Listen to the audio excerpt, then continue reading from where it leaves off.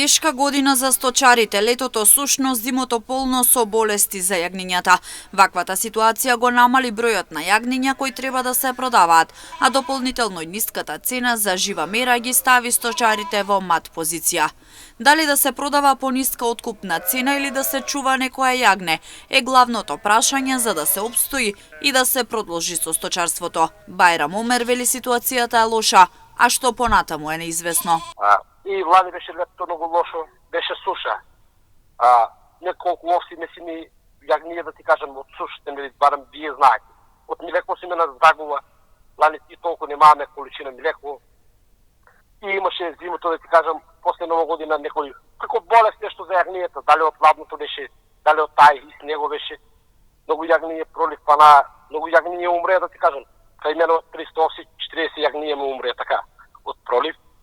И сега од кај ќе најдам ја стаја 50% на кланица да продавам. Од кај ќе најдам? Нема, треба да продавам што ние јас имам 120 јагније за продавање, нели? Треба и нешто да оставиме за препулот, нели? Од младок да оставиме. Претходно целото семејство на Омер беше вклучено во одгледување на овци, но сега како што вели децата мора да одат на училиште, па не се постигнува сам. Затоа има овчари уште еден вработен кој помага, па 2000 евра се само за нив.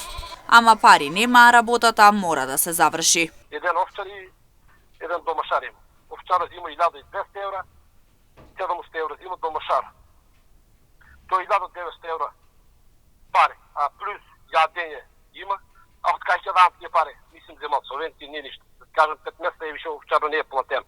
Чека сега да продаваме јагнијата и да дам плат, нели, пари. Еден и овчар, еден и домашар. Мислам тај гора, ни јагнијата тука, нели, помогнува кога тој го овчаро, помогнува за овсите тука. Има многу работа за ранење, нели, ѓонџе треба да се фрли, ечмен треба да се зобат овсите. И работа има, да се кажам, многу работа има.